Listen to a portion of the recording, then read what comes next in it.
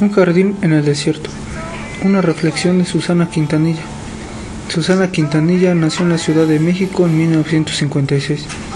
Realizó estudios de licenciatura, maestría y doctorado en la Facultad de Filosofía y Letras de la UNAM. Y desde 1984 es investigadora titular en el Departamento de Investigaciones Educativas del Centro de Investigación y de Estudios Avanzados de la misma. Ha realizado numerosas obras en las que destacan Escuela y Sociedad en el Periodo Cardenista, 1997, Recordar hacia el Mañana, Creación y Primeros Años del Cinvestav, 2002, y La Juventud del Ateneo. Esta última de vital importancia porque en ella intenta trazar las limitaciones de la posición de los escritores en la sociedad mexicana de principios del siglo XX y además mostrar los ideales individuales de los miembros del Ateneo. Cronológicamente, la obra está situada y desarrollada del 31 de marzo de 1906, año del nacimiento y la muerte de Sabio Moderna, hasta noviembre de 1911, cuando José Vasconcelos fue electo tercer y último presidente del Ateneo de la Juventud. La obra está conformada por 4 partes y en total 15 apartados. Algunos integrantes del Ateneo de la Juventud que se trabajan en la obra son Alfonso Reyes, Pedro Enrique Sureña, Antonio Caso, Nemesio García Naranjo, Jesús T. Acevedo y José Vasconcelos. En el primer capítulo se puede conocer algunos antecedentes del Ateneo de la Juventud, pues de manera corta pero precisa se presenta al abogado Alfonso Cabrioto, creador de la revista Sabio Moderna, antecesor del Ateneo de la Juventud, la ubicación de esta y algunos de los principales personajes que también iniciaron y contribuyeron al desarrollo de la revista. Por ejemplo, el subdirector de la empresa, Luis Castillo Lendón, y el administrador Evaristo Guillén, algunos redactores como Roberto Argüelles Brinjas y José María Sierra, mientras tanto algunos jóvenes intelectuales mexicanos de 1906 que formarían el Ateneo de la Juventud se ganan lentamente un lugar respetable en la sociedad. Esto debido a la gran destreza para escribir crónicas, ensayos, poemas y sobre todo con las conferencias que organizaban, donde se destaca a Pedro Enrique Sureña y Alfonso Reyes, los cuales serían grandes actores en la historia mexicana. Alfonso Reyes se muestra con una personalidad muy rara, inquieto, solitario e impaciente, con un profundo malestar respecto de su vida y de lo que se espera de él. Pedro Enrique Sureña se caracteriza como un joven errante que atraviesa el mundo sin formar parte de él, pues fue él quien animaba a Alfonso para salir del país e irse a Nueva York como él lo había hecho en 1900 hasta 1904, donde trabajó y estudió.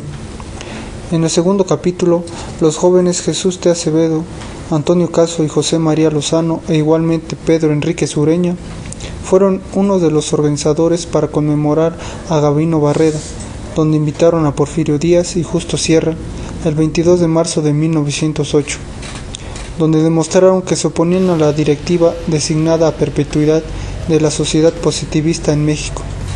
Asimismo, unieron fuerzas con otros grupos para pelear con adversarios comunes, por ejemplo, los principios positivistas encarnados en los programas de estudios, manuales de moral y justificación última de la política. Estos jóvenes que llegarían a formar el Ateneo tenían influencia literaria, particularmente griega.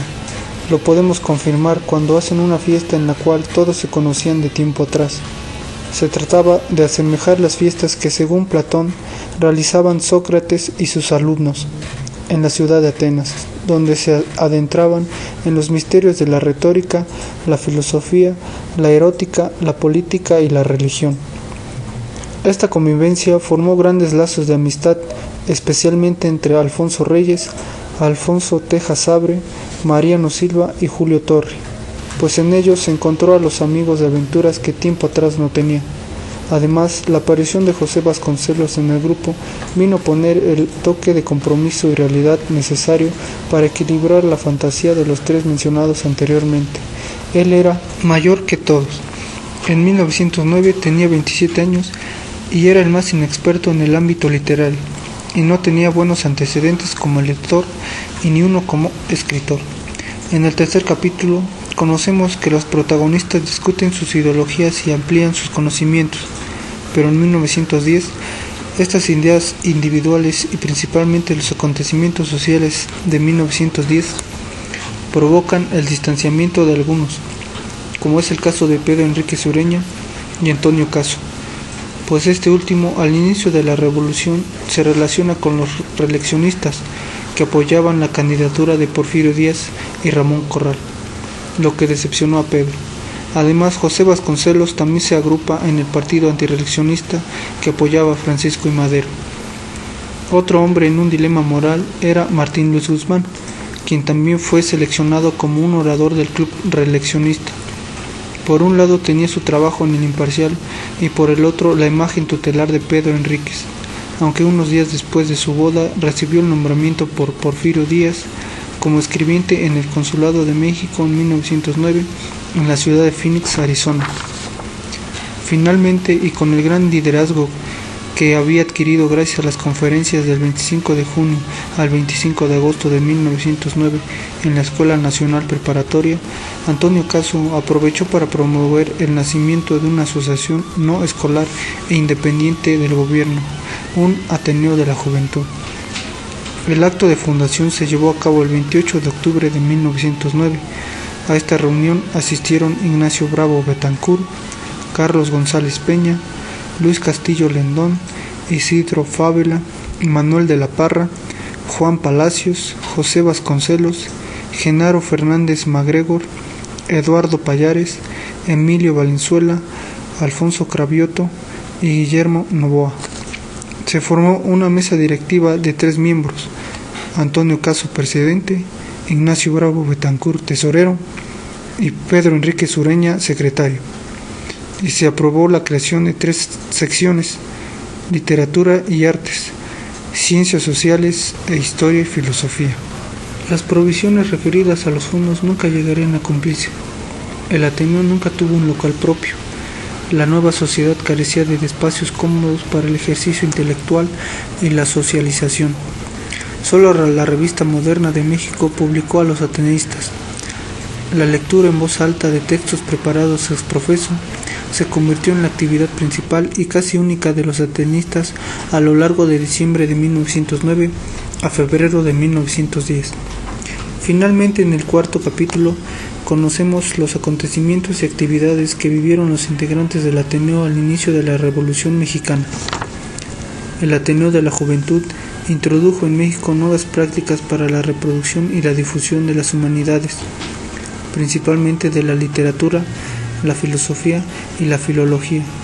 Era una organización de gente seria, cultivada y con disciplina, toda ella universitaria, para personas igualmente educadas, profesores y estudiantes de las escuelas nacionales, principalmente la de jurisprudencia. A pesar de no haber tenido un espacio propio y carecer de lugares cómodos, las veladas a veces se tornaban un poco intensas por las discusiones filosóficas que se sostenían hasta el atardecer, la mayoría de las veces causadas por Antonio Caso, Alfonso Reyes, Pedro Enrique Sureña y José Vasconcelos. Al llegar el fraude electoral a favor de Díaz, se conmemora el centenario de la independencia y debido a estas festividades, El Imparcial anuncia el 8 de julio de 1910 que el Ateneo se sumaría a los festejos con una serie de 5 conferencias en los que participarían Reyes, Pedro Enrique Sureña, Caso, Carlos González Peña y José Escofiet. Poco tiempo después estalla la revolución en Chihuahua al mando de Pascual Orozco el 4 de diciembre de 1910. Mientras tanto, Martín Luis Guzmán regresó del extranjero y fue invitado por Pedro Enrique Sureña a ser miembro del Ateneo de la Juventud, además de la partida de José Vasconcelos a Washington como agente confidencial del llamado Gobierno Provisional de México, precedido por Madero, aunque regresó poco tiempo después. En cuanto al Ateneo, hacer algo resultaba imposible porque la mayor parte de su mesa directiva y una porción de los socios activos andaban de políticos. En noviembre de 1911 hubo una sesión para nombrar a la nueva mesa directiva en la cual seleccionaron a Vasconcelos, lo cual benefició al Ateneo de la Juventud, porque haría las veces de intermediario entre el Ateneo y el gobierno central. Echaría a andar la Universidad Popular Mexicana, modificaría el nombre y los estatutos del Ateneo, desde 1912 llamado de México y no de la Juventud, triplicaría el número de socios.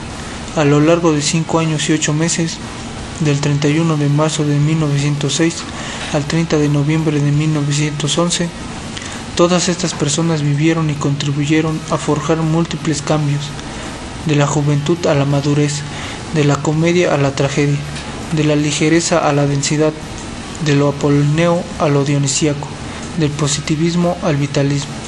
Lo que hicieron después los personajes, lo que representaron y las sagas que actuaron tuvieron como sustento esta etapa formativa. Ya que es vital comprender que el Ateneo de la Juventud surgió gracias a las características intelectuales e individuales que cada uno de los integrantes formó durante su juventud, Susana Quintanilla otorga una mirada que complementa lo escrito por autores como María de Lourdes Pastor Pérez y Antonio Padilla Arroyo. Todos estos personajes son de gran importancia por los grandes logros que hicieron en la sociedad mexicana, los cuales aún perduran y siguen teniendo una gran influencia en la sociedad.